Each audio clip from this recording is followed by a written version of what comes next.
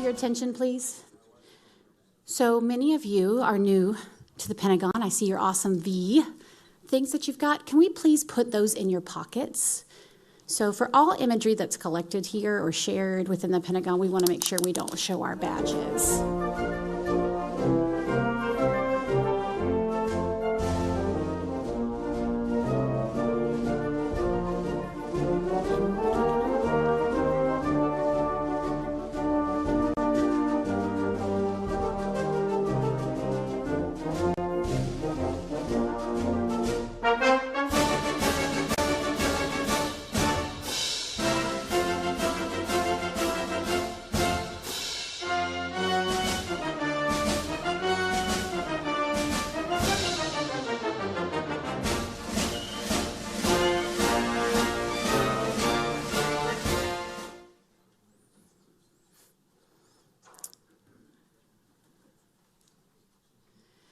All right, good morning, ladies and gentlemen, and welcome to the launch of Build Freedom.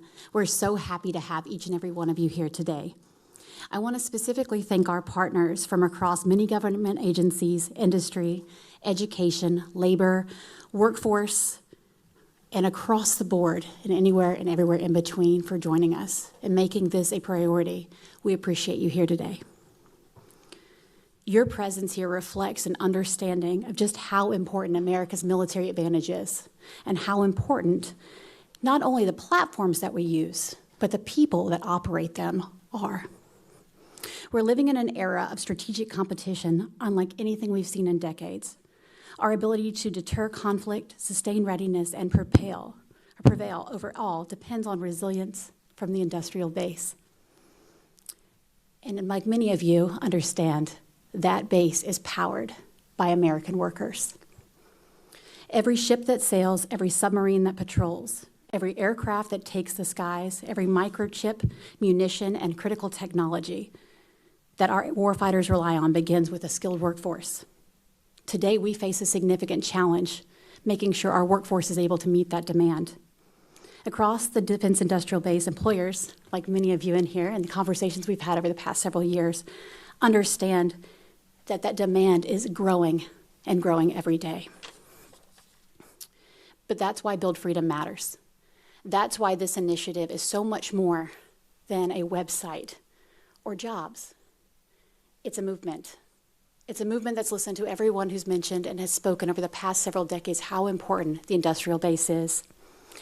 Build Freedom serves as a national platform to elevate these opportunities to amplify success stories and bring together partners for a shared mission. Build Freedom US is an IBAS-funded workforce initiative that's specifically designed to inspire, connect, and grow the talent pipeline needed for the American defense industrial base. Through IBAS and the Department of War, we've invested more than $500 million specifically in workforce programs and initiatives specifically designed to close these gaps. Build Freedom will continue to grow and continue to close those gaps. And gentlemen, can I please have our video? I want to show you something. I don't want to overstate it, but it's kind of a big deal. Yeah, it's buildfreedom.us, but you could just as easily call it buildfreedom.us, because this website is for everyone. When you visit, you'll find hundreds of thousands of essential jobs waiting to be filled. I'm talking about AI-proof six-figure jobs, building the next generation of critical tools and essential infrastructure that every American relies on. These jobs are in demand like never before, and they don't require a college degree, but they do require training and work ethic and a desire to build something that truly matters. My foundation has the money to help you get the training you need. It's all waiting at that website, along with the genuine opportunity to build a secure future for you and your family. Buildfreedom.us. It's not about you, it's not about me, it's about us. These fireworks are brought to you by the hardworking men and women who are building freedom every single day. Happy birthday, America. Build freedom.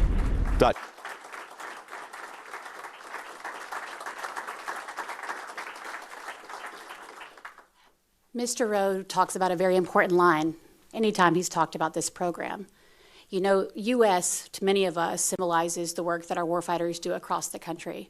But what we are is we're America's home team back here with the American industrial base. What most importantly is, it's not about you, it's not about me, it's about us.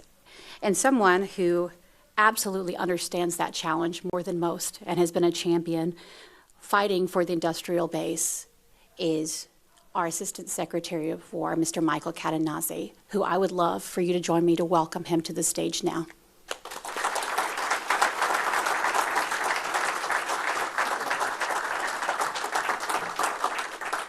Wow, this is amazing. What a start to the day into July, and I'm honored to be here with so many incredible industry leaders, workforce leaders, government officials, partners, and friends, and I'd like to special thank you to Undersecretary Mike Duffy for taking the time to participate in his sponsorship of me and this program and this team and what we're building, and Mr. Mike Rowe for his partnership. You're a little difficult to track down, but once I did, it's been a great discussion since then.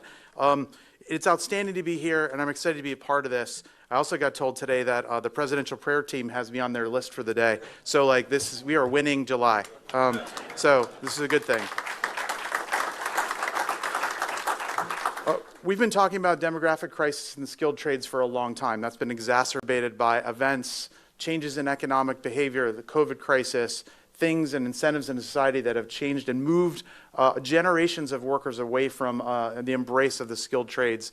And that's something we're here to go ahead not only to talk about, but I think there's been a lot of talk about it. People know about this crisis. We're here to do something about it. And under the leadership of Secretary Hegseth, Deputy Feinberg, Honorable Duffy, we're taking action in that regard. The Secretary has talked often about working from the factory to the foxhole.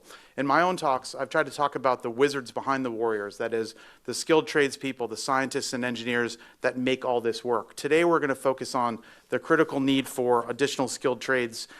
I was at this idea of trying to go ahead and take the amazing work of the Industrial Base Analysis and Sustainment Program and unifying and leveling it up. 40-plus programs, hundreds of millions a year in spend, and taking it to the next level. That is to go ahead and provide a framework for us to expand that, to invest further, and to accelerate and scale. And we've done that with sponsorship and funding from the Congress, which brings a very bipartisan approach to this. And I thank them for the resources and the support to move ahead.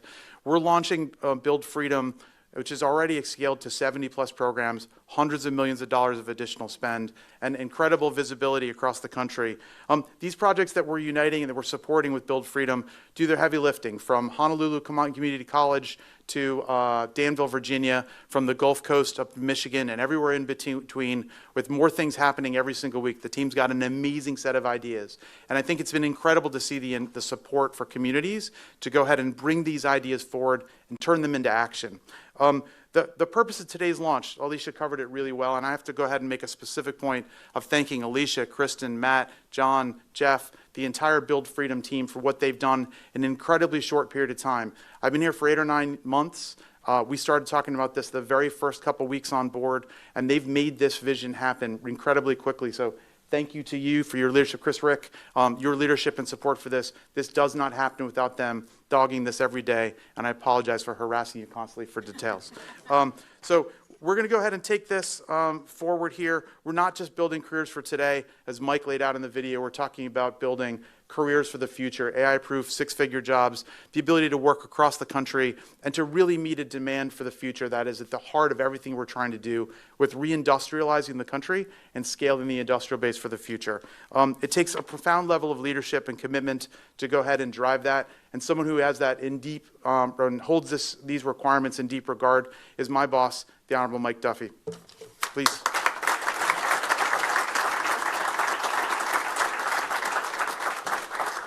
Well, good morning. Thank you all for being here today. Welcome to the Hall of Heroes here in the Pentagon. I can't think of a better location for us to celebrate this great initiative, surrounded by the names of men and women who've made great personal sacrifice, sometimes the ultimate sacrifice in the defense of our country and the freedoms that we hold dear. Take, for example, Major James Howard, Congressional Medal of Honor winner, a P-51 Mustang pilot from the Army Air Corps back in World War II.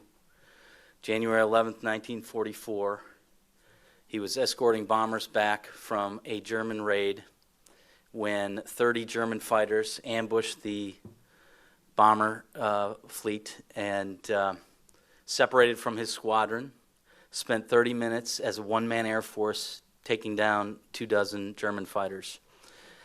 The bomber pilots, after they returned home safely, put in their mission report, it was the greatest demonstration of sheer guts they'd ever seen. And so we rightly recognize these heroes in this room. But there's an unsung hero in that story. The P-51 Mustang was an aircraft that was built from contract to prototype in 117 days. Taking a British engine and an American aircraft, the North American Aviation Company and Rolls-Royce, and they reduced the time to produce that aircraft from thousands of hours to a fraction of that, so they could produce 15,000 aircraft in the span of the war and ensure that we had the arsenal that we needed, the arsenal of democracy that we needed to defeat the axis of evil. Throughout our history, the industrial strength of the United States has proven to be decisive in our ability to maintain military advantage. Whether it's the Ford Motor Company that was producing a bomber, a B-24 bomber every 63 minutes off a mile-long assembly line, to the precision weapons of today, American industry and the workforce and the personnel that go in every day and take their share of defending the nation is critical to the defense of our freedoms. President Trump and Secretary Hegseth recognized the need for us to not only maintain peace through strength, but peace through industrial strength. And so they've charged us with the mission of reinvigorating the industrial base, rebuilding the military, and reindustrializing our manufacturing base. Mike Cadenazzi is somebody who recognized it. When he first came on the job, Mike took the initiative to assemble his team and create not just another training program, but an initiative in Build Freedom that will inspire the next generation to take that career path, to build that skill set that's essential to ensuring that we maintain that decisive battlefield advantage. And Mike Cadenazzi had that vision to seek out Mike Rowe. I can't think of a better spokesman, a better cultural icon who can be here to deliver this message, to be a spokesman for our need to inspire that next generation of men and women to take on the skills and the trades that's required, the machinists, the welders, that will form the next generation of our defense industrial base. So without further ado, Mike Rowe, thank you very much.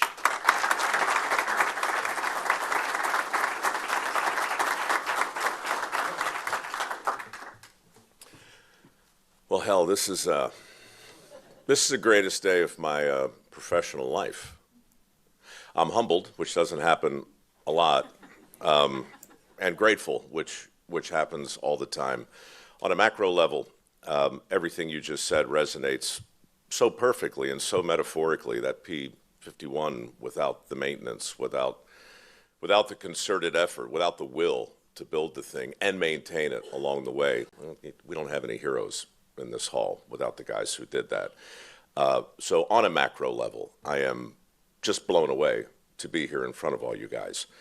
Everything in my world is macro or micro. And so I'll talk to you briefly on a micro level about how this happened. My business partner, Mary Sullivan, is in the back there checking emails, probably illegally. Mary, I only mention her because about a year ago, before he was even appointed, back when he was nominated, Mike Cadenazzi reached out to my partner to say, hey, I've been following your work at mikeroweWORKS, and I think maybe there's something over at the Pentagon that might rhyme with your mission, blah, blah, blah. And Mary was like, yeah. Boom. And that was that, because it's a true story. She literally blew him off, I think twice. And then he actually rose to this level, and he said, maybe this guy's serious. And Mary and I had a good laugh when we finally came here to meet one of the most serious and good-natured and committed patriots I've had the pleasure to shake hands with. Thank you for being persistent, because Mary's skepticism was was well rooted. 15 years earlier, when dirty jobs was at its zenith and our country was slipping into a recession, the unemployment rate in this country was creeping up to around 12%. And back in those days, 2008, 2009, we were just discussing out in the lobby how the thing that dominated every headline were the number of men and women in this country who weren't working. Unemployment was the story of the day. But on dirty jobs, everywhere we went, we saw help wanted signs. It was one of the most extraordinary disconnects that I'd ever seen. How could there be 2.5 million open positions in this country that didn't require a 4-year degree, but training, where 12 million men and women weren't working? It seemed like somebody ought to be talking about the skills gap, or maybe the will gap, or if nothing else, just the opportunities that existed in our economy that weren't getting any love. So my foundation began as a PR campaign to reinvigorate the skilled trades by making a more persuasive case for a lot of those jobs and for the men and women who had been doing them. Anyhow, it was fun to talk at the grown-up table about an issue that wasn't so firmly associated with dirty jobs, right? I mean, I promoted that show for many years through the lens of exploding toilets and misadventures in animal husbandry and all of those things I remember with great fondness. But the idea that we could talk about that show through the dignity of work, the nobility of the skilled trades, that was something the country was eager to hear, and I was delighted to keep mouthing off about it. In fact, I went to Congress 15 years ago and testified before some committee. It was Rockefeller, I believe, was chairing it. And I said, look, fellas, I'm not an expert and I don't have a crystal ball, but I'm pretty sure if we don't close this skills gap, if we don't get in front of this now and make a more persuasive case for all these open jobs, if we don't do something to counteract the narrative that the best path for the most people is a 4-year degree, and anybody who doesn't take that path is somehow going to get a vocational consolation prize.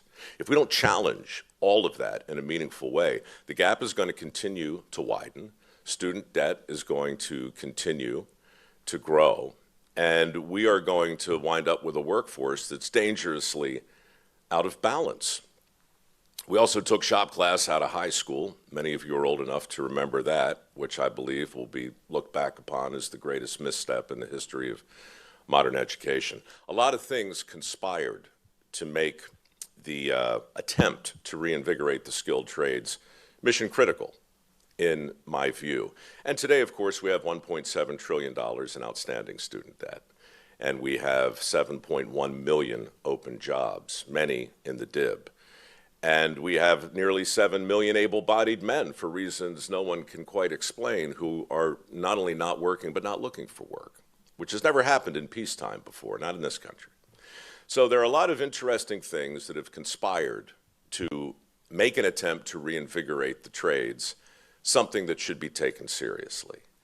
And when I left Congress 15 years ago, no one disagreed with me. Men and women on both sides of the aisle thanked me and assured me we'd look into it. And 2 years later, I hadn't really heard anything back, so I went to the Senate, and I testified there. I didn't exactly pitch Build Freedom, but I did pitch a targeted, deliberate attempt to change the perception of the jobs in question. And they all agreed to, and people on both sides of the aisle called Mary, said, we ought to do something. We said, we're standing by, and you know how it goes. 15 years later, you called, and that's why we blew you off the first time. I didn't know. But you meant it. Honorable Duffy, you meant it. And your team is extraordinary, Mike. I feel like I can call you Mike because I interviewed you on my podcast, so you're Mike. But look, this is basically what I pitched a decade and a half ago. And on a micro level, to stand here in this hall and watch the circle square, it's difficult to know what to say other than thanks. Back to macro, it is a matter of national security. I can't overstate it.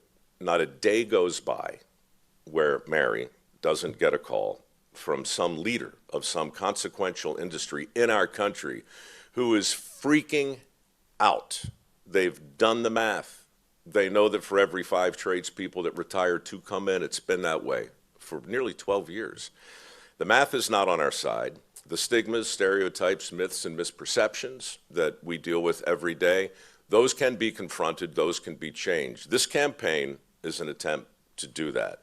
That was an introductory spot that you saw. As time goes on, you'll see much more personal spots. You'll hear directly from men and women who have prospered in the DIB as a direct result of mastering a skill that's in demand.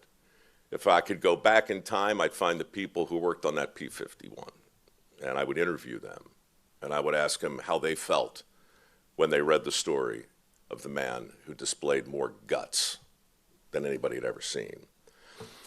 We're going to drag all that forward. We're going to make a persuasive case. We're going to make a patriotic case, but we're also going to make a personal case.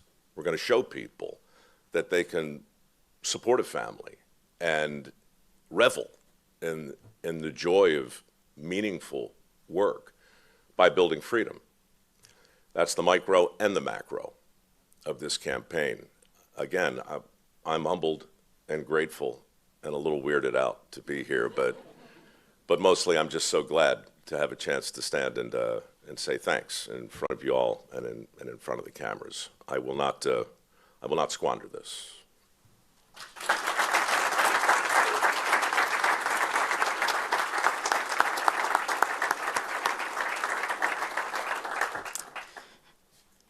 I had a sergeant major in the Marine Corps tell me a long time ago that a lot of people like to run their mouths and like to talk, but not a lot of people like to have action. I'm one of the very few people in this world, I think, that can truly look at the leaders that are ahead of me and be thankful for their action. And today, we are putting true action forward. So without further ado, can I please have you gentlemen come step forward? Dr. Schaaf, can you step forward? We are going to be presenting the Micro Foundation with a check. Mr. Cadenazi. On behalf of Build Freedom, this check is for the Micro Foundation for $10 million for us to truly put action forward to sponsor scholarships for men and women in the defense industrial base.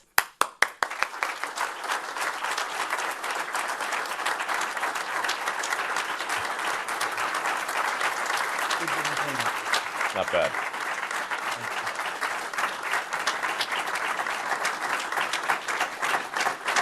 Good Lord, should I say something else? I feel like I should say something else. I don't know. But look, as long as we're standing here, it's every penny of this check goes to work ethic scholarships for men and women in the DIB. But since the cameras are pointed at us, I should also say that if we're smart, we'll use this as a catalyst. And we will spread the word, and we're going to disseminate this exact photo that's being taken right now. And I'm going to ask the leaders of every consequential company in our country, maybe not to quite match it, but you get the idea.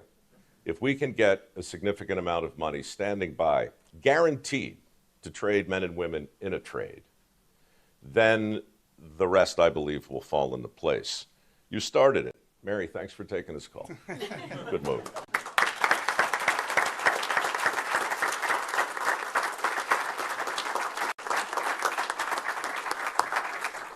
Never know really where to put these things. Here, I'll hold it. I'm going to need a bigger wallet. Yeah, I'll have to make sure my husband sees that one. He'll be surprised. All right, at this time, we're going to take a small break because we're going to be setting up for the panel that we're going to have here in just a few minutes. So if you need to take a restroom or if you want to come out and get some water or some of the swag, please do so. We're going to just take probably about 2 or 3 minutes just to set back up. Okay, thank you.